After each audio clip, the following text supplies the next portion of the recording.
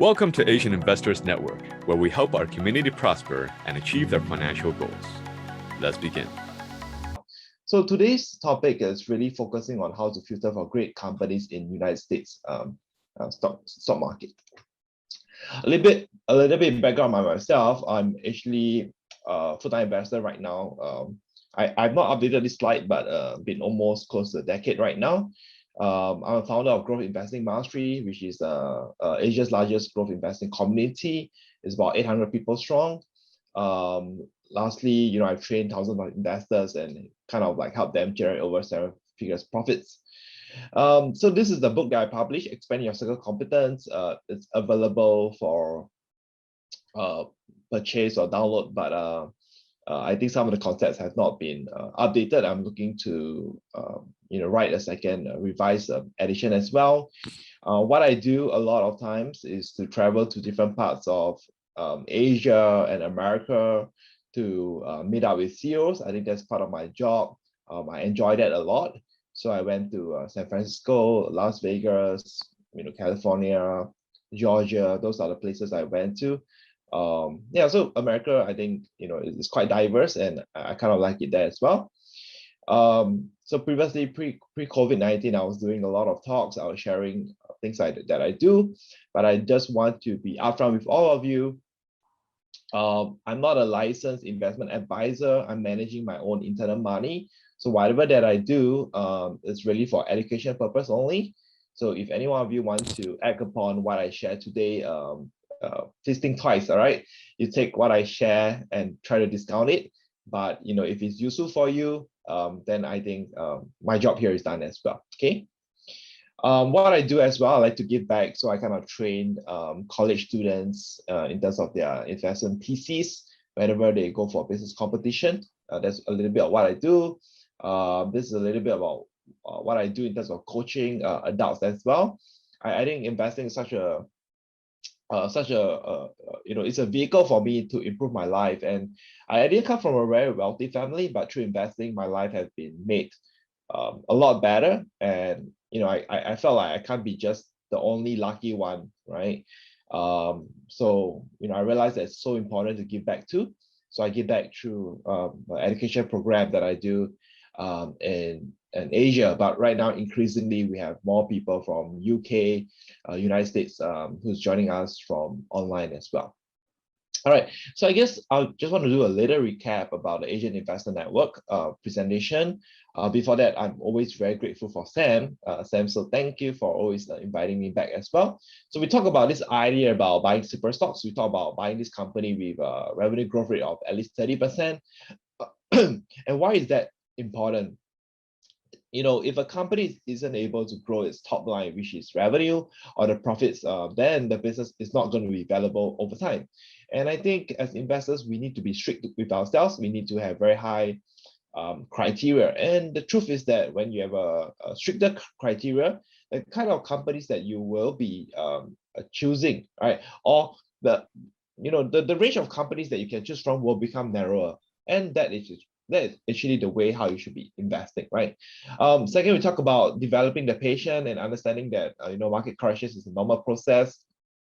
In the stock market, I've shown all of you the long-term chart of the S&P 500, how it has performed and why it has always been, have recovered during times of like crises and whatnot. Okay. Thirdly, we also talk about buying to exceptional leaders. Today, when you think about investing, what are you actually investing in? You're not investing in a company. You're investing in the talents. You're investing in the leadership, right?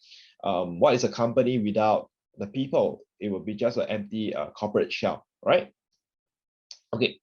So share with you all a little bit about what I do. So this is my interactive broker account. For last year was an exceptional year. The portfolio was up 272%.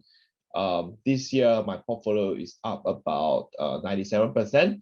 So, I always feel that, this results, may not continue, but my long-term expectation for my portfolio to compound will be at least the north of at least 35%. But I just want to find out from all of you as well, what is your portfolio expectations for it to grow, all right? What's your expectations for yourself, for your investments, All right. So Trina, I think the 30% growth is based on future projection. Historical information kind of gives us a guide, a clue, but I think nothing matters more than from the day you actually purchase the company, how will it perform moving forward, right? It has to grow in a very meaningful manner in terms of the bottom line and the top line. And if it doesn't happen, then in terms of the share price appreciation, you might see it being very, very muted. All right. So I'd like to ask all of you, what's your expectation for your own investment portfolio? You can just type it in the chat box. Is it 10%, 20%, 30%, and whatnot? Okay. All right. So I also want to find out a little bit more about everyone. What's your profile? So if you consider yourself as a beginner investor, please type 1 in the chat box. If you consider yourself as an intermediate investor, that means you have some experience, you've been investing for quite some time, you have your fair share of losses, but you have also a lot of wins. I want you to type 2 as well. Then finally, if you are expert, please type 3 in the chat box so that I will know everyone a bit better. All right. So Sam is definitely an expert. Yeah. Anyway, Sam was being interviewed before about how he built his wealth. It's an incredible interview. I think all of you should really take a look. All right. So Anthony says 1, Michelle says 1, Clarence says 2. Raji says 2, Sheena says 1, Michelle says 1, Michael says 1, John says 2. So John's surname is Seetoh, right? So that's my surname is as well. So I'm a Seetoh as well. And it's quite rare to see another Seetoh in this part of America. Okay, let's move on. So the topics for today is threefold. 1 is how to differentiate performing companies from bad companies. 2 is selection of industries. Would you agree with me that there are some industries that's easier to make money, whereas there's some industries that's very tough? So compare technology companies with maybe, let's say, property companies, or let's say comparing technology companies with engineering companies. It's just very vastly different. And I'll explain why later on. And thirdly, we have a segment for question and answer. I think the previous round, it was quite a lively discussion. Some questions were a bit too difficult, but I hope that all of you don't go easy on me. Please throw me all of your hard questions, because if I'm able to answer it, I would be happy to answer it. All right. So I want to give a very strong disclaimer here. I cannot guarantee that you'll see quick results from this, as this sorry. Okay, because investing takes time and patience. So this is not like a get rich quick scheme, no, but I'm teaching you lifelong principles that have helped me build my $1 million portfolio. But I'm also very aware that some of you might be considering to buy software companies that are loss-making. But no, I'm not covering today. Maybe I could cover it sometime in the future. If there's strong demand, please let Sam know. We can actually arrange a session together. So this is considered foundational. So I want to set the expectations appropriately, because I know there are some investors who are expert, and you may already sort of know what I'm about to cover. All right. So what I'll need is your attention, because this is a learning class. And second, take down notes. I think if you don't take down notes, it's just one way in, one way out. And I think it's going to be an incredible waste of your time. But if you are able to learn, you are able to just improve by 5%, 10%, I think it's going to go a long way. And also the Excel file that you have to download, and your participation. So I think all of you are very blessed to be living in America, where you have a very healthy stock market. Despite the problems America has, it's no dispute that America is the best place to be to raise capital and to get good valuations for companies as well. Even locally, one of the company called C, which owns a very dominant e-commerce company called Shopee, decided to list in America instead of Singapore. So that's a testament of what all of you have. And if you do compare the lines, which is an index, right? So it's kind of like a representation of the overall market. You can see US have outperformed Malaysia, has Singapore, and it has been like that since history, right? So I want all of you to download this file. So let me just see if I can show you all the link first. Okay, I'm gonna show you how it is being done. Just give me a while. I'm gonna type in a chat. Okay. So when you download this Excel file, you access it, right? You can actually click File, and you click Download over here. And I want all of you to download it as a Microsoft Excel file, right? Don't ever edit on the Google spreadsheets, right? I want all of you to download so you have a copy for yourself, right? So you're gonna download it. And once you download it out, it will look something like this, all right? So I'm just going to give some time for Excel to open. And if you have downloaded the file, please help me type downloaded in the chat box. That will go a long way to ensure that the class progresses smoothly. All right. Okay. Downloaded. Yes. Thanks, Michael. Thanks, Rajit. Thanks a lot. Sam, thanks a lot. Okay, good. Okay, so those of you who once you have downloaded, please type in the chat box. I'll just move ahead so that we get to cover more content. So America also happens to be a place where there are a lot of companies, right? And to think about going through 14,000 companies is mind-boggling, and that's not a very efficient way to analyze companies, to choose companies to analyze. So I'd like to demonstrate by using a few criteria, right? And it will actually narrow down the number of companies. So the first criteria that we're going to have here is that, I honestly do feel that if any company don't even have any revenue growth rate, it's really not, it's undeserving of our capital, right? Your money is hard earned, my money is hard earned, and we got to deploy it to great companies, right? And if a company can't even grow its revenue more than 10%, then it should not be even in front of your face, right? You should not even be spending time analyzing the company. So you can see that, wow, I think we have quite a mind-boggling number of companies, 14,000 companies. If you apply one criteria alone, you will actually drop the number of companies. Essentially what I call this is your universe. Your universe has actually shrunk quite a lot, right? So the first thing is revenue growth rate, more than 10%. You're left with 2,802 companies. Typically, I would say if you're a new investor, I think it's quite dangerous to buy small companies, because small companies may not have the corporate governance. Small companies may not have merchant business models. Small companies are inherently a bit more prone to more competition. The business model is not proven yet, right? So we apply another criteria of a market cap that's greater than 200 million. If any of you doesn't know what's market cap, please type in the chat box. I can actually explain it, all right?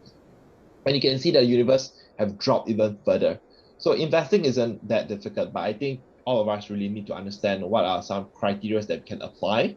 And if we are able to do that successfully, then the chances of us finding better companies is really there.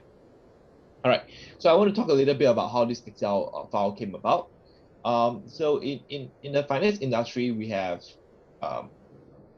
this thing called the Bloomberg, right? Where it's a sophisticated software. It's expensive as well. Then we have FactSet. Then we have a Capital IQ as well. So what I'm doing here is that I'm using my Capital IQ account, which I use it in my firm, to actually screen out some companies, right? Which is why you can see from here, we actually ends up with 1,000 companies.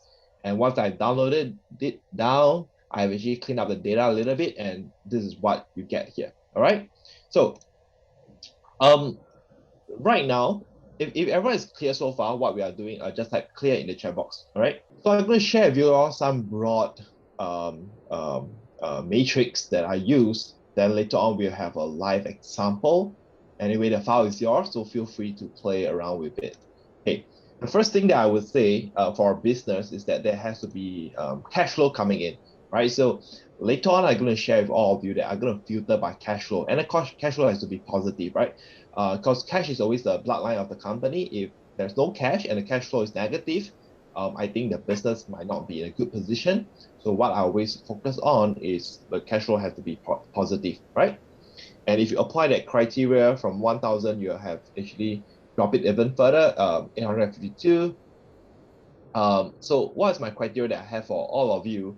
I explained. So revenue growth rate, I think is something quite simple, right? If a business is not growing meaningfully at all, then it's undeserving of our capital. Second is that the net debt to equity of below 50%. If a business, balance sheet, right? Balance sheet is like the debt, the cash, and how much the company has as well.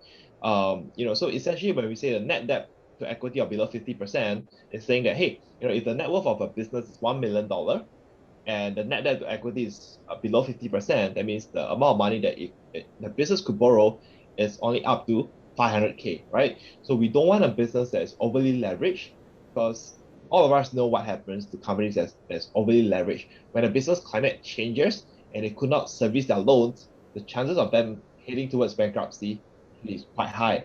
So we want to buy into very safe companies, all right? So that's why we have a net debt to equity of below 50%.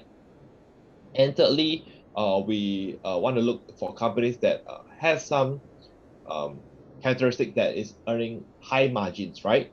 So if you're earning a business that is earning 2%, 3% profit margin, guess what? When your cost starts to increase, starts to escalate, your teen margins will start to turn into negative margins, right? Instead of making profits, you're making losses. So we're just going to do a simple screening method, which is more than 8% in terms of operating profit margin. And finally, a return on equity of more than 15%. Equity, in short, is like a net worth for an individual, right? So let's say if my equity is $1 million, right? And I run this business for 1 year, right? I should be making at least 15% return. So which is making a profit of at least 150K, right? So return on equity is a true hallmark of whether management is really capable of running the company and generating very, very good returns. All right. So Kelvin, real quick, can we ask questions, or you want us to wait till the end? uh what okay, why not we can do some Q&A first? Yep. Yeah, I just on this, I'm thinking if you have companies that are high in revenue, don't pay a lot in debt service, they make a lot of profit, and your return on equity is greater than 15%, are you tending to filter? It sounds like this company profile, they pay dividends, right? So they can lower their return, because it sounds like these kind of companies have a lot of retained earnings. And in order to get that ROE, you probably need them to be able to pay off some dividends. Is that right? Is that also kind of follow in suit with what this tends to lead to? Okay, so this is a great question. I'll try to explain in a maybe a different way, right? So if a company has a bright future to grow, and let's say the addressable market, right, is out there, and you know that, okay, let's use this concept called Wingstop. Is this company familiar to all of you? Just let me know in the chat box, right? So if a company like Wingstop understands that there could be a lot of shops, a lot of restaurants. Okay, maybe I use what if I use Chipotle, right? Chipotle, I think that's an easier one to go. Yeah. So let's say Chipotle understands that, okay, in the United States, there are many states, and I think there are many states that I could expand to. And whatever I earn as a business, I would not want to pay it out as dividend. I would take the money I earn on a yearly basis, and I'll take it and I reinvest it back into the business by opening more outlets, right? And because of that, I am able to grow my equity. At the same time, I'm able to grow the profits because I'm taking the money that I have in terms of equity, I'm reinvesting it to open more stores across America and possibly overseas expansion as well. So this keeps the revenue growth at a very high rate, right? More than 20 to 30%. And this is also able to keep the return on equity to be very high. Dividend companies are what I absolutely do not like, because if a company, Anthony, like usually when companies pay dividend is in the case where they have already hit some maturity in terms of the life cycle, or they have nowhere else to reinvest the money. See, if I know that this $1 that I can invest in opening more stores could generate me probably $1.20 in next year, then it makes no sense for me to actually pay out as dividends. All right. So just want to share with you about the concept. Is that okay? Yeah, thank you. All right, that's a great question. Thank you. Okay, so right now, what we're doing is, hopefully, I'm going to just do this screening with all of you. And I know some of you might be very eager to get started, but I'd like to share with you all how I do it. And I'm doing it fresh from beginning. All right, so I'm going to do it pretty slowly, so all of you are able to follow me as well. Okay, so first thing that I do here, if you look at this, okay. In terms of cash flow, right? That's this column I, right? I would always want it to be positive, so I put greater than 0, right? Because I don't want to have any negative figure, right? Okay, that's done. Second, right, in terms of revenue growth rate, maybe let's do it together. What's the revenue growth rate that all of you will be very comfortable about? Okay, just type in the chat box for me, right? So you can see there's different companies that's growing at different growth rates. We have Alphabet, which is growing at 32%. We have the Google of Baidu, Google of China that's growing at 11.8%. So what's the growth rate that all of you want, at least from the kind of companies that you're investing in? Please type in the chat box for me as well. So Anthony, it's demanding a lot more than Clarence. All right, what about the rest of you? Okay. Yeah, there's this company called Fox that does extreme sports as well. Under Armour growing at 20%. Okay, so maybe I'll just go with the middle line, which is 25%. All right. Okay, so greater than 25%, and you can see that the universe of companies has started to shrink a little bit more as well. Anyway, anyone of you knows about raw stores? It has been growing like 35%. It's actually quite good. Raw store, you could find a lot of good bargains there as well. Okay, so what we have done is the cash flow, we have actually ensured that it's positive. Second, we actually look at total revenue growth rate. It should be growing at more than 25%. That's actually what we have filtered over here. Okay, and let's move on, right? Let's move on. One of the things which I think is really crucial is really the return on equity, right? So I'm going to filter it more than 15%, right? Okay.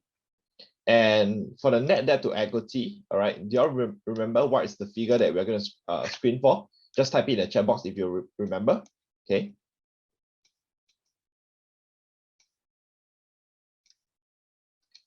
Thanks, Michael. So that's 50%. So we want it to be less than 50%. So I put less than or equal to 50%. So this is in percentage format. So I'll just type 0.5. Okay. Anyway, I want to check with all of you.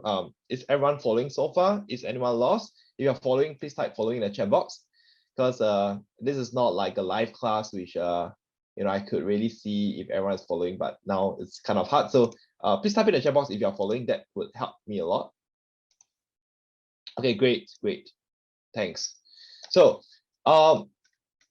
after applying some simple filtering criteria, you can see that the number of companies that you are left with is actually not a lot, right? So anyone knows about Garmin? Anyone knows about Lovesec? Is actually a kind of a bin bag kind of company as well. Okay, Amazon, there's this company called Betterware, Etsy as well. Okay, so typically I want to move on to something that's a bit qualitative. All right, so very simple, right? When you look at all these figures here, I would tell you typically I don't find a lot of big winners in the home building segment, because home building has a lot of cycles. Some parts of the some years you have a property boom and they make a lot of money, and some years they don't. So it's not very consistent, right? Unlike internet and direct marketing retail, it's growing on a secular trend. E-commerce is growing really well. I don't look at asset management companies. I don't look at consumer finance, all right? But financial exchanges and data, I think is very interesting. So Coinbase, all right? I'll just share with all of you a little bit about Coinbase, right? So if you look at the figures, yes, I think it's been growing phenomenally well, but the growth rate may not be able to repeat itself. But I mean, normalize the growth probably less than 100% or whatsoever. The gross operating margin is 61%. It's really a business that literally is a cash cow. Cash from operations is very healthy. Return on equity is very high as well. Net debt to equity, no, they don't have a lot of that.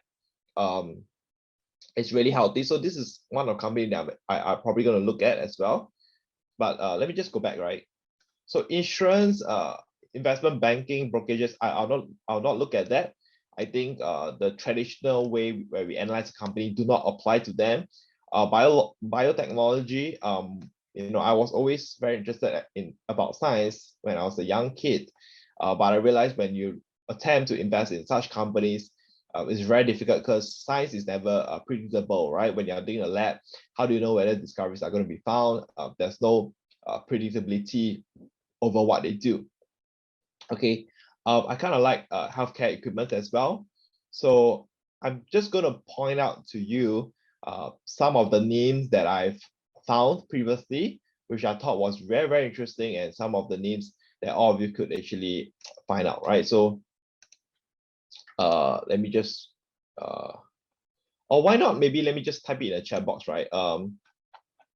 Something simple, right? So avoid asset management, property insurance, all right, biotechnology. Let me take a look. Pharmaceutical companies, okay. Let me see. Semiconductors. Okay, great. All right. So I think typically for us as consumers, right, what would be our strength is really the kind of industries that are above, right? So what I would like to do for all of you is that I'll give all of you 5 minutes and kind of do the screening for yourself and try to find a company that you probably understand a little bit. So what do I mean by that? It's very simple. Let's say I look at this company called Better Wear Mexico, right? What I'll do is I'll search Better Wear de Mexico, and I'll search for investor relations, all right? Okay. I'll look at the company, and what I'll do is I will also look at maybe their investor presentation, right? So it's something very, very quick, right? So I look at the business, can see that the revenue has been growing at 23%. The profits has been growing at 27%. So that's actually quite positive. So what I want all of you to do is not a very deep research. So please don't do a deep research. I want all of you to use this Excel file, do the screening that I've taught all of you, and find a company that you sort of can understand, that you feel that has met our criteria, and then type it in the chat box. All right. Sam, what was the first company? Wow. Universal Display Corp. At the time it was PANO. They changed their ticker to OLED. Oh, nice. Wow. Okay. Okay, cool. Anyway, I know that maybe this might be a bit too intimidating for some of you, but I just want to check if all of you are there. If you are there, just type there in the chat box for me, or here, just type here in the chat box for me, okay? Because I don't want to go on without all of you, all right? So, okay, great, nice. Okay, good. So one of the companies that I really like a lot, I think is Facebook. You think about, there's one day I just want to share your story. In Asia, or like some of my friends in America, WhatsApp have slowly morphed into a little bit of like a work kind of utility, whereby we try email each other, responses are so slow. Whereas from WhatsApp, when it was down like for 1 or 2 hours, it created such huge inconveniences for us, and the reliance that we have on Facebook, I think, is huge.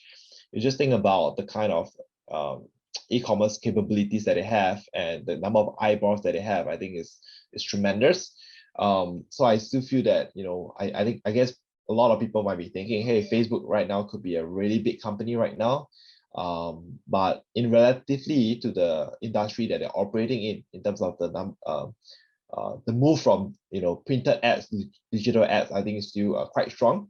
So if let's look at the numbers together, you can see that the revenue growth rate is still at 39%. Operating profit was growing at 35%. You have very high gross margins. You have high operating profit margins. The cash is gushing out with cash. I think the return on equity is still a very healthy rate. Let's move on. You can look at the net debt to equity. I think it's negative 37%. So essentially, it's saying that it has more cash than debt as well. And everything else actually looks good. So this is one company that all of you could probably look at as well. So once again, like everything I share here is for just sharing my thought processes. It's not a recommendation to buy or sell any company. Another company that I saw, which was quite interesting, is called Betterware de Mexico. So actually, if you look at their numbers, the business model, right, over here. So what they're doing is something really, really simple, right? Selling like Tupperware, selling like home gadget stuff like that. But they actually created own products, and it seems like they have a very fast product refresh cycle. And these are the categories they are into. If you look at Mexico, I think it's a bit different from America. I think the products are actually doing very well. I think they are recruiting more distributors as well. So some of my friends were looking at it, and they were quite impressed by how the business was growing. I think that's something a lot easier to understand, and I would advocate all of you,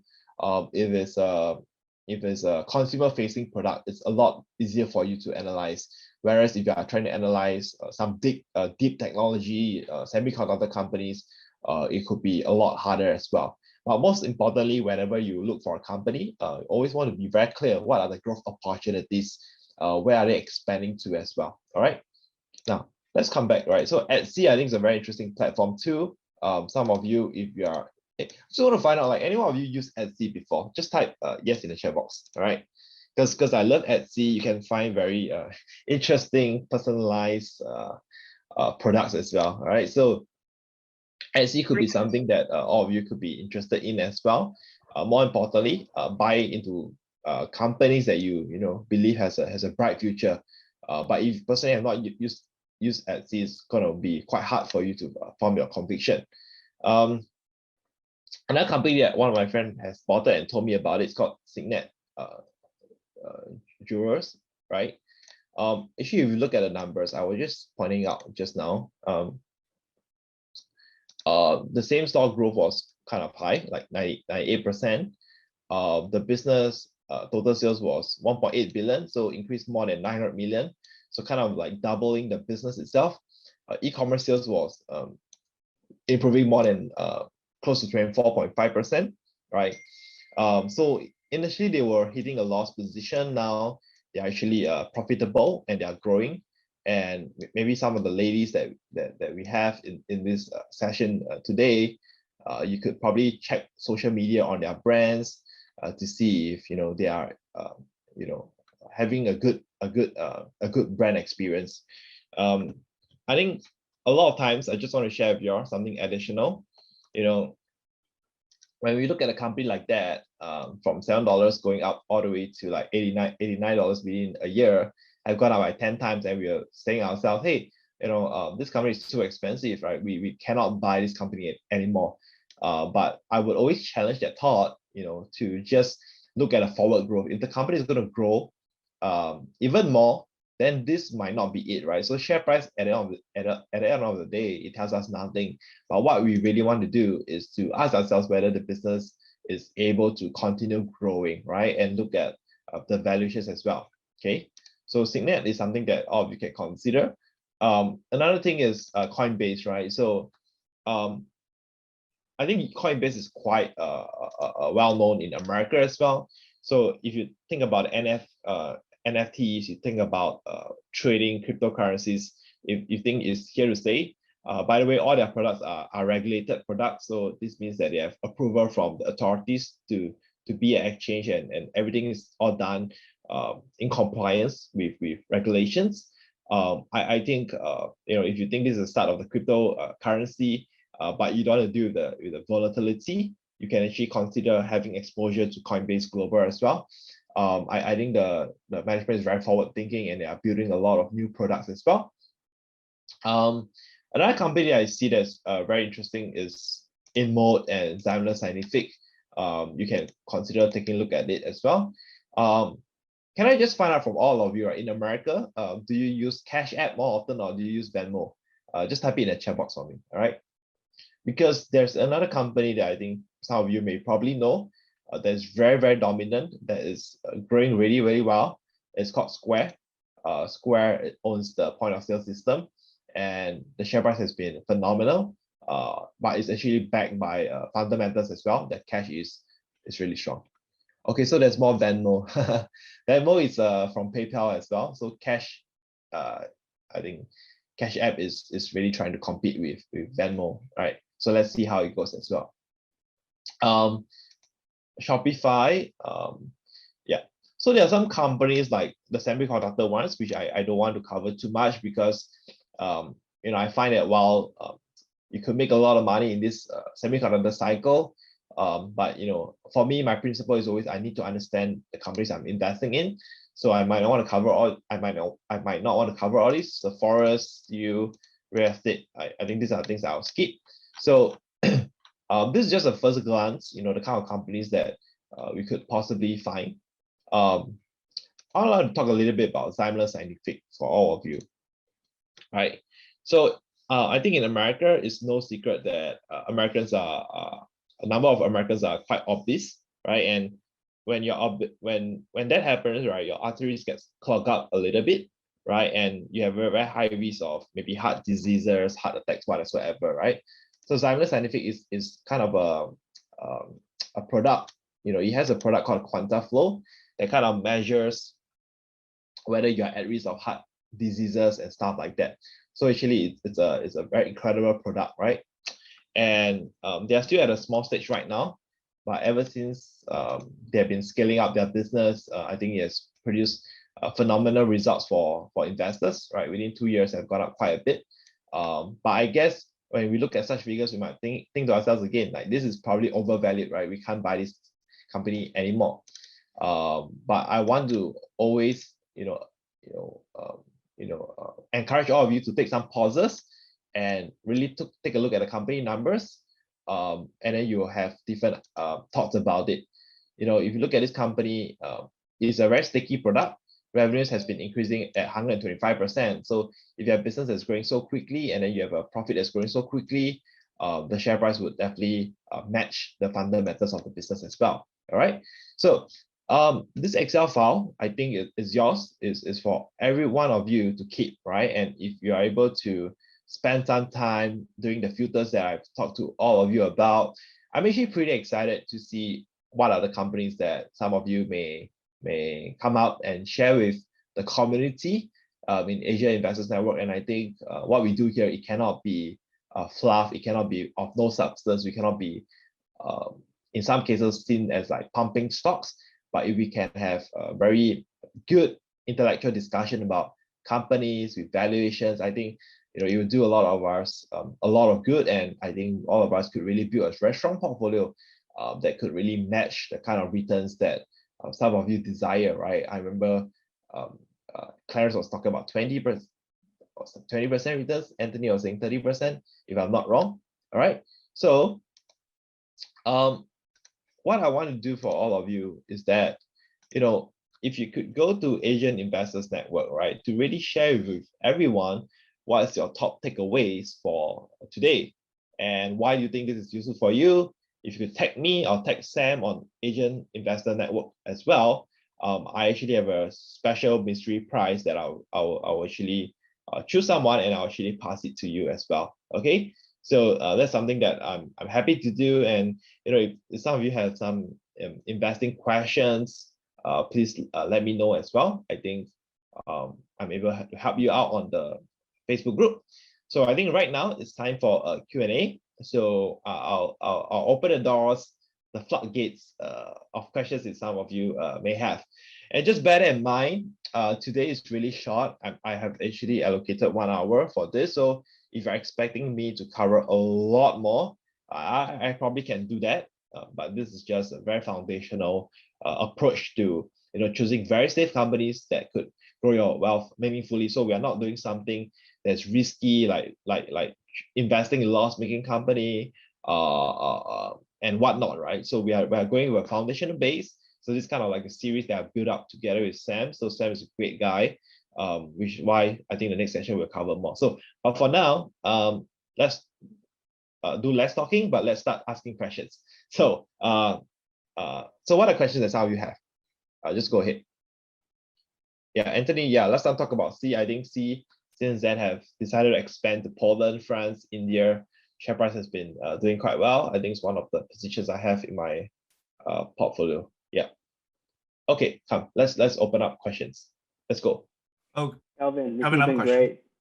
Go ahead, Anthony. Kelvin, how long does it take you, what you would say on average, to research a stock? Like, how much time does it take? Since you're like a full-time investor, how much time does it take? I would say what I do may not be applicable to everyone. I will speak to the management team. I'll talk to a existing customer of the product. I'll maybe speak to employees. I'll go to Glassdoor to check at the culture. I would go to LinkedIn to see whether they have a new hires as well. But I think on the average, when I coach investors, they typically take about 3 to 5 hours. And think about it, if you spend 3 to 5 hours of your time and you deploy your capital and you probably make about 20 to 30%, is that worth it, right? So I don't want investors to just look at the hours and say, oh, it's going to be like 3 hours, 4 hours, but look at the potential returns. I think that's extremely rewarding.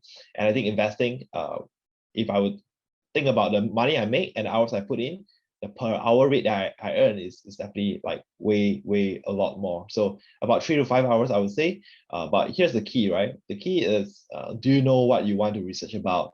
You have a system that you have laid out quite nicely for yourself. So when you look at the company first, look at the numbers, right? If the numbers have fit your criteria, then what do you do next, right? Do you look at the management team? Do you watch interviews about the management team to get a sense of what they do? Do you read the investor presentation? So you really got to craft out a step-by-step process. And if you have a template that you have created for yourself, each time when you see a new company, you could apply the same processes, and that's going to assist you a lot. Because I think a lot of investors, when they see a new company, they get so overwhelmed. They'll be thinking, oh, what should I do? Should I read this first? Should I do that first? Should I do this first? And that process kind of messed up the whole research journey, and it takes longer than usual. So having clarity and knowing what you're searching for and understanding your framework, I think are all very important factors to determine the time taken for research. But to keep the answer short, 3 to 5 hours, you may not have to do it in a sitting. I would highly encourage to maybe do 1 hour a day, and it kind of helps you to helps the information to sit in your head for a while, and you're able to think better. So that's really how I would think about it. Great question. Great. Hey, Kelvin, for those of us who don't have a Capital IQ subscription, is there any other resource you've used to gather some of this data? Yeah, sure. That's a great question. So I always realize you ask great questions. Very intellectual. Well, again, thank you. This has been a great session, Kelvin. Really appreciate it. Yeah. So this FinBees, you have a screener here. It's free. So I think Sam is also aware about this website. So what I'll do here is, okay. So this is like a free screener. I think it's really doing a great service for investors out there.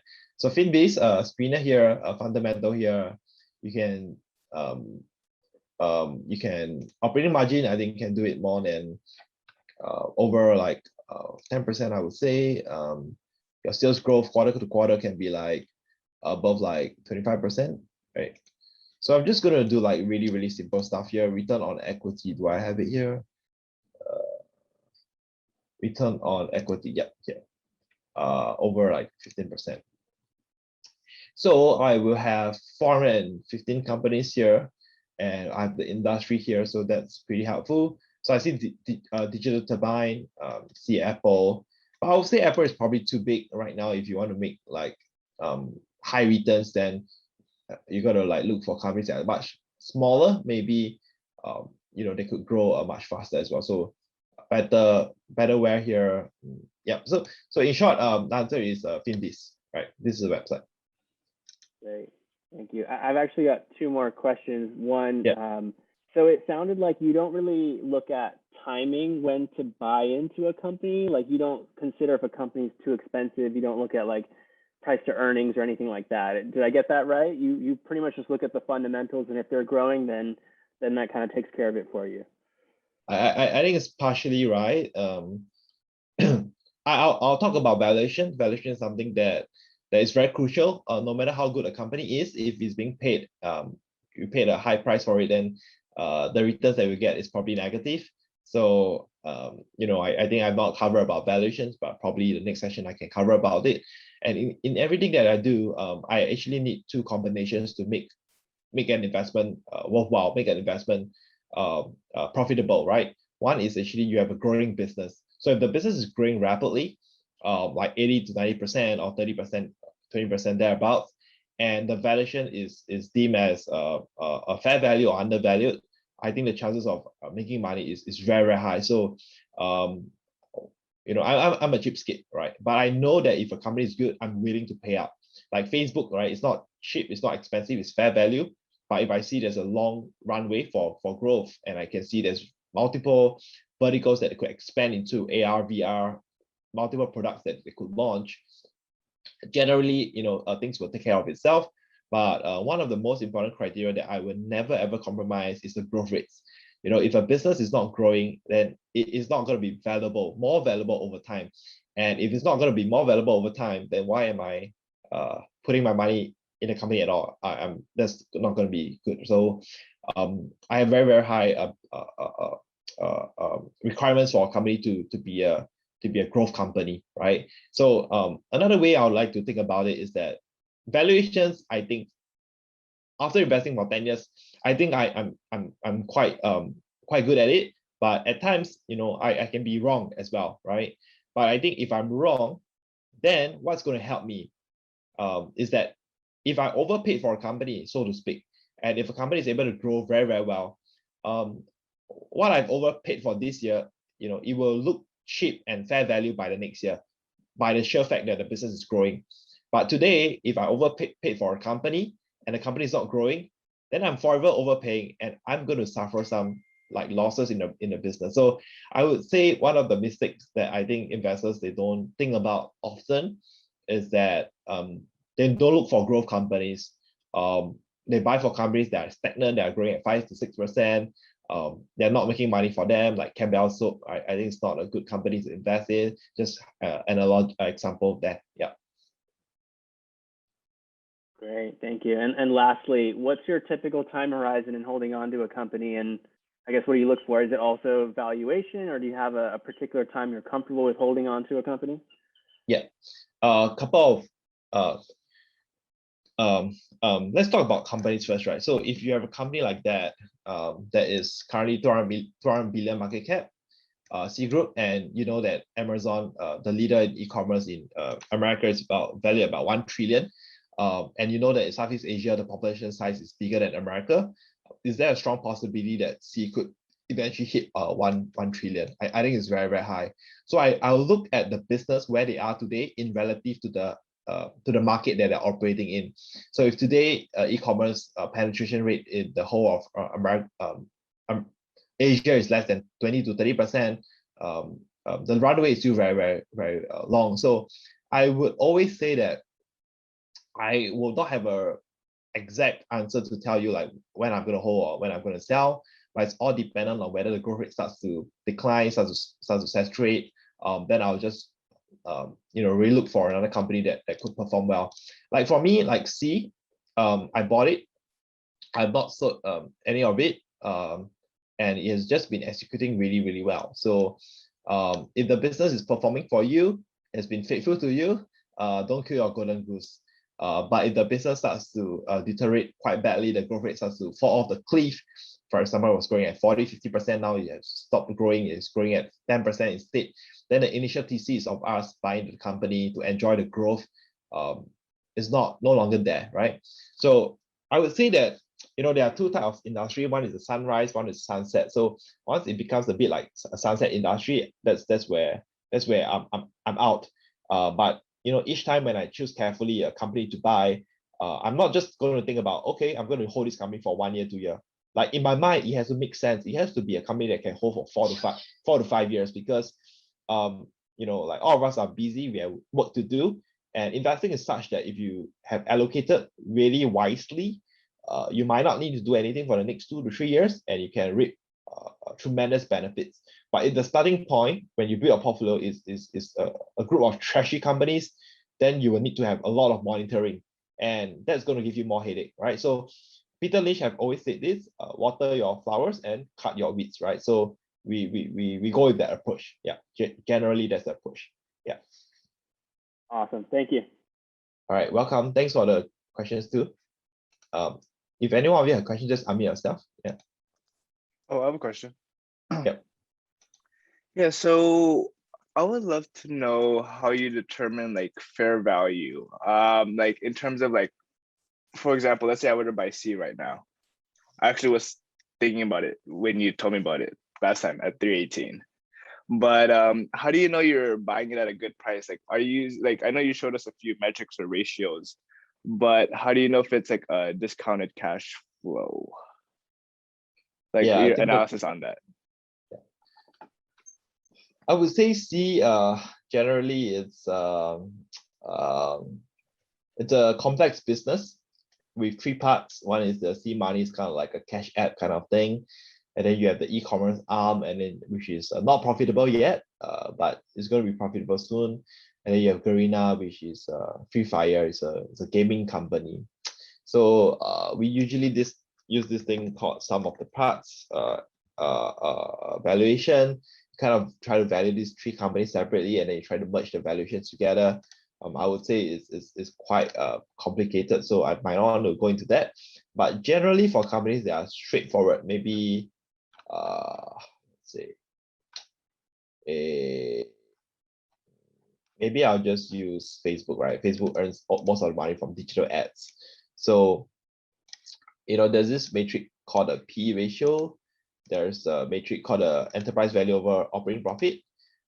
It's just like buying a house, right? When you say I bought a house for $1 million, some of you might say, oh, that's really expensive. But I say, what if I bought a house in New York for $1 million? And you go and say, oh, it's really cheap.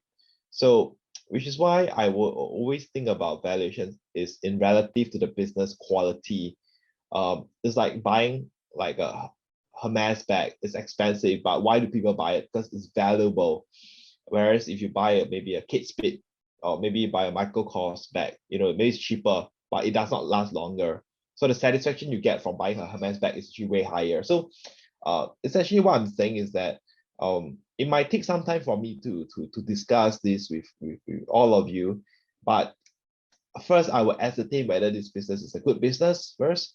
Second, I'll look at the P ratio. I'll look at a historical range. Maybe it was trading by about like 20 to 30 times of its earnings. Then you look at it 24 times, actually it's not so bad.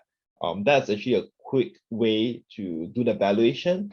But you want to go a deeper way, maybe I'll think about it, then we can come back to talk about it. But typically when a business is a growing business, generally you could use a range of the P ratios to kind of validate where's the range. Let me see if I could pull out the P range.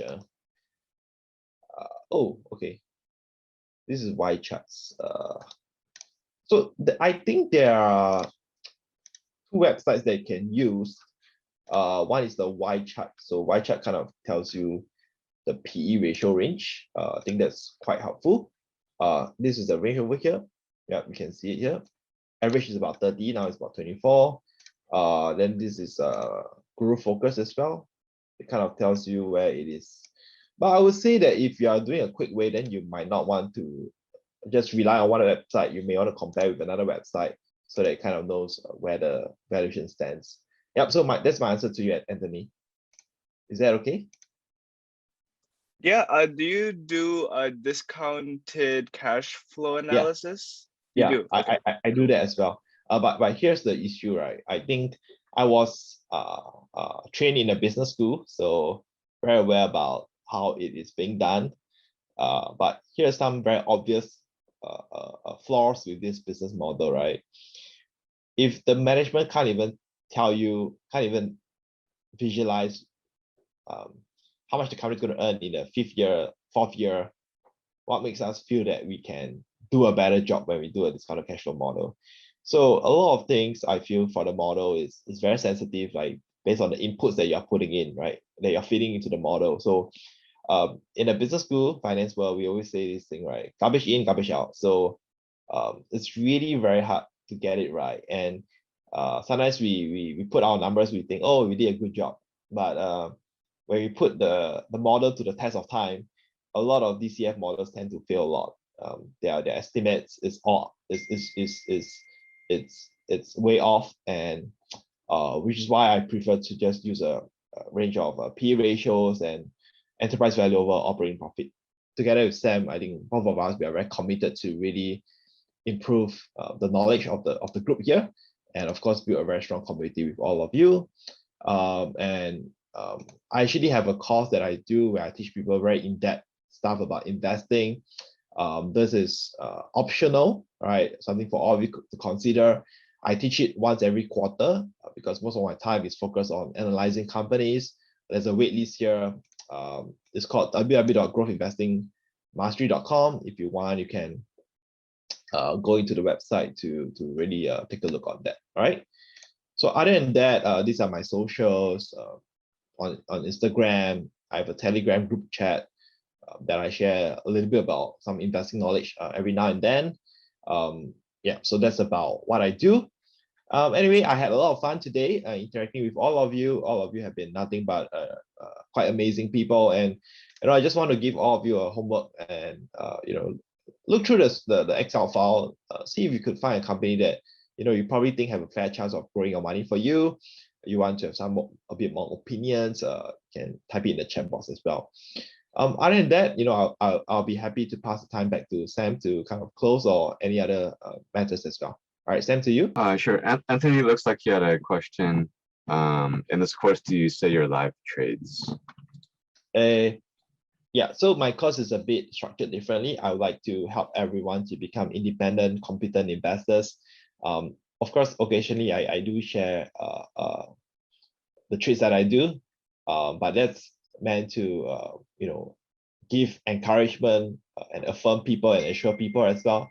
Right, but I can tell you something, right? A lot of courses, they are designed to say, hey, you pay a small fee, you come in, you get a live trades. But guess what, Anthony, like after a while, you become so reliant on it that it causes you to stop thinking as an independent investor, and just causes you to just follow whatever the guru or the trainer or the coach is advocating. While I think there's nothing wrong on that, but the day where the guru, the coach stops his service, then your profits is no longer there. So, at the end of the day, my course is structured differently. I'm here to teach all of you, anyone who desires to learn really good investment knowledge, right? I want to train your brain. I want to make your brain to be the money making machine. That's you yourself. And if I'm structuring a course that is forever dependent on me, then I'm just going to suck your money, and that's not, that's not. I'm not in the business of that. I'm in the business of coaching people and helping them to become incredible investors, such that they don't need me after some time, right? Because they are independent, they are capable, and they have learned the right knowledge. And so that's really generally my approach, which I think it's more sustainable over the long run. Thank you for joining us today. If you'd like to stay up to date with us in the future, please subscribe to our YouTube channel, visit our website, and join our Facebook group.